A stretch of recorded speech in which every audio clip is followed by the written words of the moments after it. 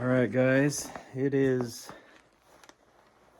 mid-December, not even mid-December, it's like December 10th. And I'm going to show you, I'm going to talk about the beehives here, see what's going on there. I'm not going to open them. They could be dead, but I don't think they are. It's been crazy cold for about 6 weeks here in Star Valley in the mountains in western Wyoming. And I mean, really cold, down to the negatives quite a few nights, single digits a lot, and then into the 20s during the day. A few days where it might have gotten into the low 30s, but crazy cold, and a lot of snow for this early in the winter. So I mean, you can see how deep it is. It's piled up to probably 12 to 18 inches in different places. We've had quite a bit of snow, and it's snowing all day today. But I'm going to take you out of the hives, just show you what they're doing, just sitting there. We're not going to open them, and give you kind of like some information on what they're doing inside. First, I'm going to grab a tool here out of my shop. I built kind of a shelving system with all my hive materials here. I'm just going to grab this tool.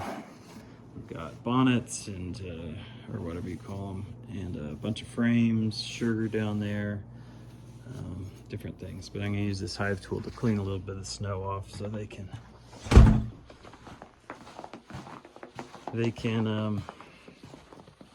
have circulation out of that bottom hole. So, snow's pretty deep. This gate's normally a foot off the ground or more. Got raspberries. My strawberry rows, you can barely see the markers there. So I've come out a couple times and cleaned the snow off the front entrance, and I could see that they had hauled dead bees out. So I'm gonna, yep, there's some more dead bees there. So they're working. There's a little hole right there for them to get in and out. Check this one. A lot of dead bees. They've hauled them out, so they are working. You can see those. They'll haul out their dead bodies out that little hole there. I want that hole exposed to keep it circulating. I did put on this 2-inch foam.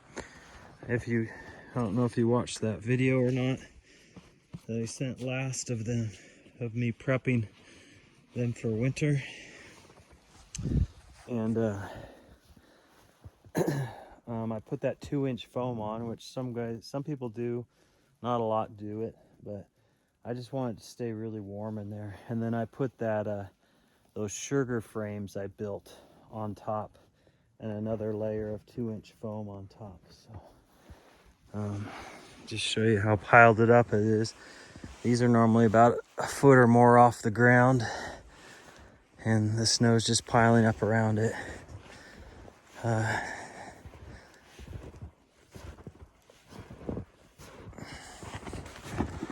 So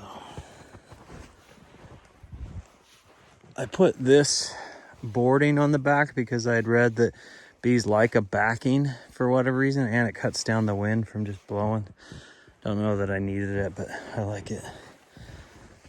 So let me give you a rundown on what's happening inside there. There's all the frames, and I'm gonna put my hoodie up because maybe not. There's all the frames, and the bees are clustered. Once the temps drop below maybe 60 degrees or so, the bees will cluster. They can't be in a ball because of all those frames, but they'll cluster and create a 1 to 3 inch thick outer shell of some kind, and then the rest of the bees are in an inner, and that outer shell is all tight. The bees are really tight, and their body temps lower down to about 50 degrees or so. If it goes below that, they'll go into a coma and just die. Sometimes they'll vibrate their bodies to generate more heat, but inside that shell, inside those frames, it's loose, and so the bees all in there can work and feed and do the things they need to do. And they regulate the temperature so the inside of that cluster is 90 to 100 degrees. It has to stay that warm. They're taking care of the queen. They're not rearing brood, meaning she's not laying eggs, and they're not doing all that stuff they do in the warmer months where they're generating more and more bees in the hives. You just keep stacking them. This small hive probably has 10 to 20,000 bees because it had weakened because it swarmed and split off. But the bigger hive with 2 brood frames in there, 2 stacked boxes, probably has 30 to 40,000 bees in it. The bigger the cluster gets, the harder it is to keep the inner core temperature regulated, and it actually can get too hot.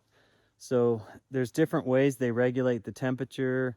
They kind of sense with their heads the temperature, and the cluster will expand or contract. Inner bees might start pushing, or they might all face out, and that signals, hey, it's too warm in here.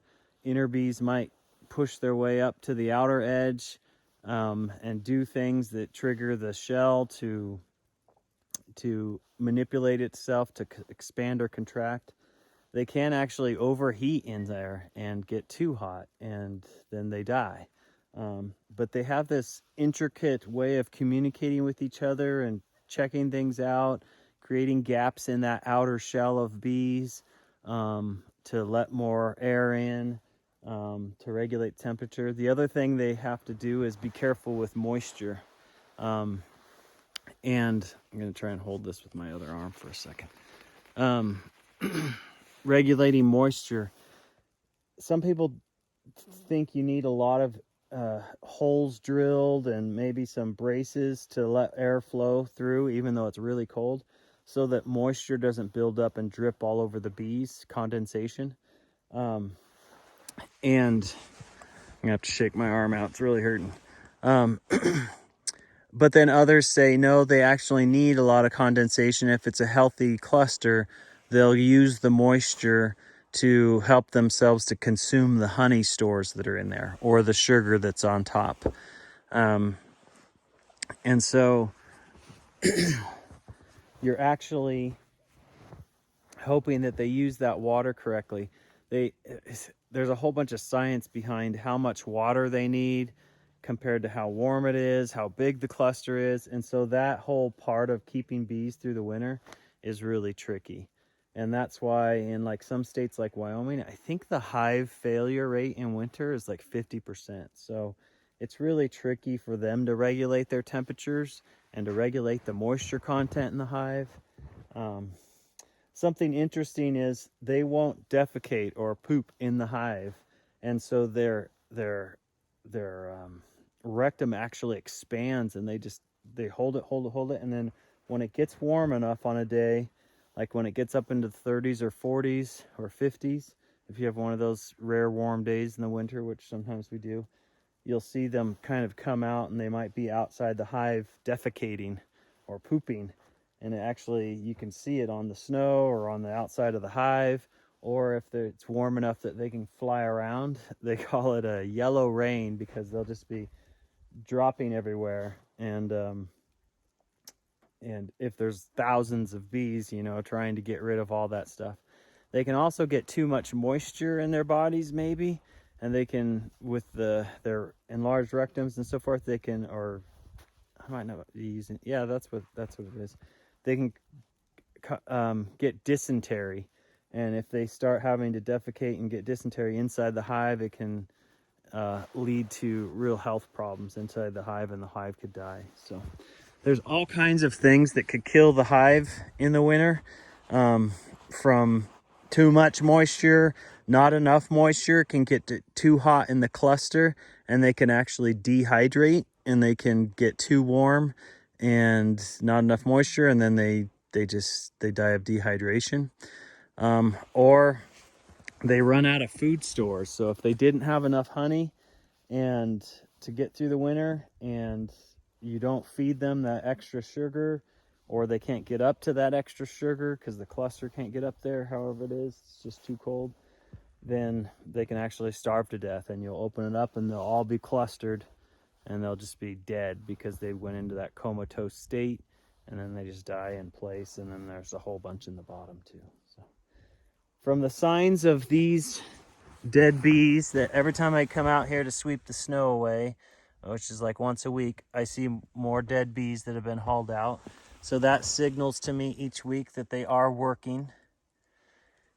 And it seems like the snow melts away from certain parts around it. So there's heat being generated in there, especially the south facing. So the sun, you can see it up there in the sky above my house, through the clouds and the light snow. It faces this way, and so it heats up here, the front a little bit more than the back. But in the gaps and creases and here and there, you can see that the snow melts away. So there's heat being generated by these hives. So it's telling me that they're still alive in there. But it's a long winter.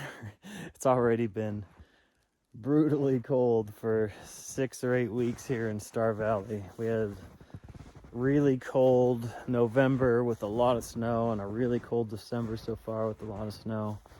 And so it's just a matter of getting through. But we still have to go all the way to April probably before it usually starts to break. Sometimes we'll get some more weather in March. So we'll see how they do.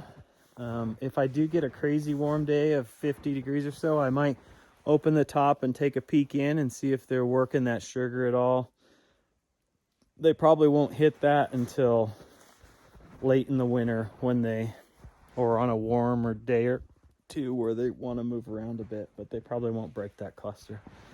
One of the other ways they get through the winter is they reduce their numbers. So they stop rearing brood towards the end of summer and into the fall, so their numbers diminish because bees die off in cycles, so a hive rejuvenates itself over and over again. So the drones, which their only job is to mate a new queen, which may not happen for 2 or 3 years. There's a whole bunch of them in the hive. They're the bigger bee. All they do is eat, really, and hang out. They don't go forage or anything. So in the winter, the bees drag them out and kick them out of the hive, and so they get rid of a whole bunch of drones that way. They reduce their numbers naturally and so forth. Oh, something else that's interesting. You have to put that hive reducer on there so it's a small gap, because mice will try and get in there for the winter. We have, you have field mice, especially around here. They'll try and get into my camper, so I set traps in there. Sometimes they'll try and get into the shop, so I set traps in there. But you'll see their burrows under the snow, but they'll try and get into a hive.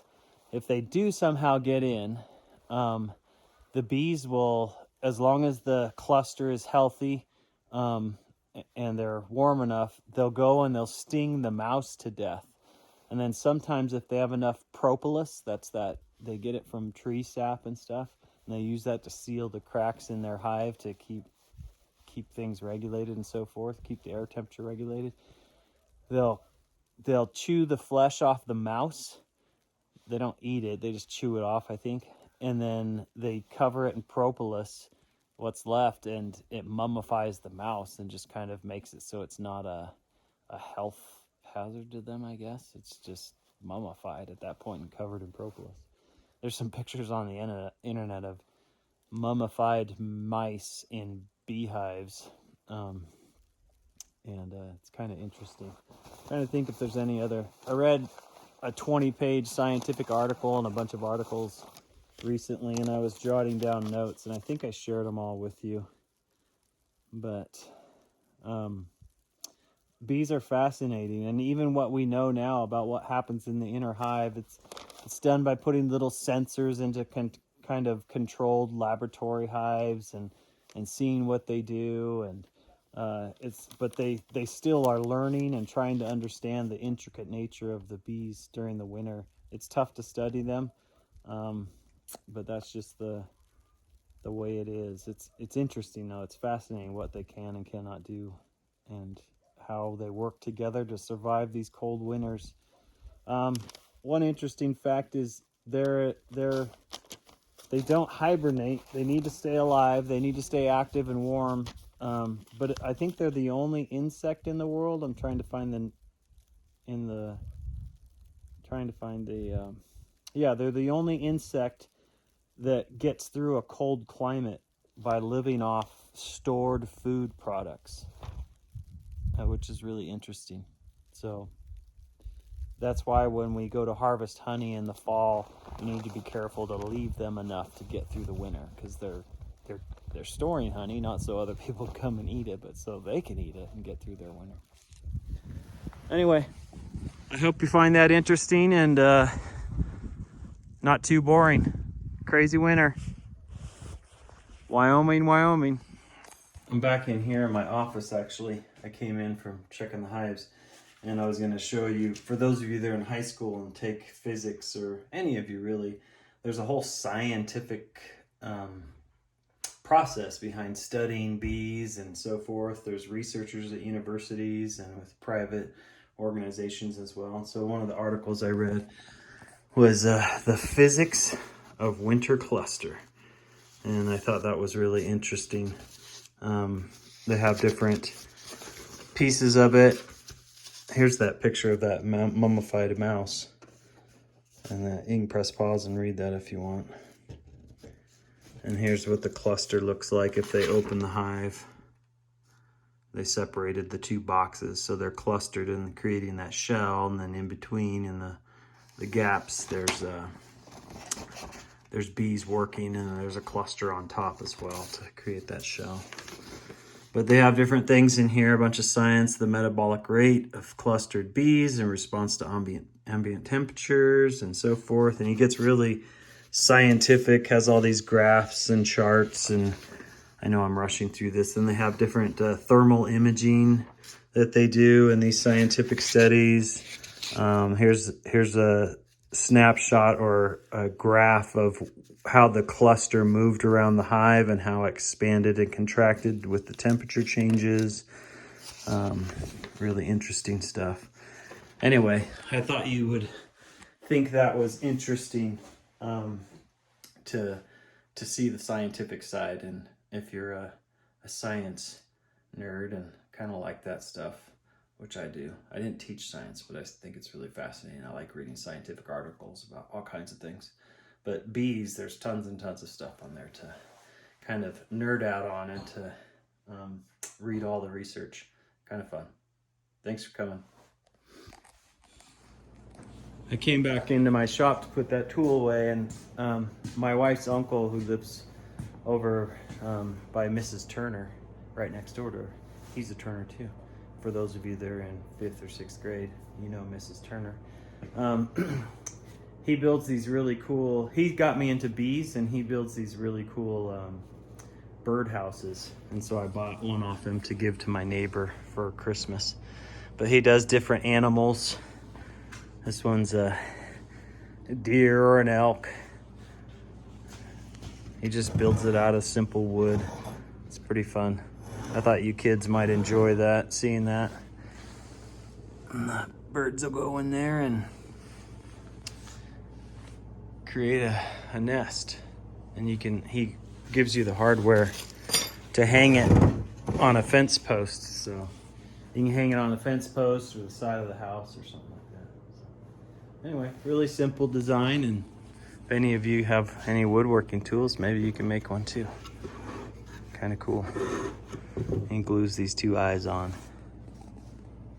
Anyway, I thought you might like that as a close of the field trip. Thanks for coming on this field trip.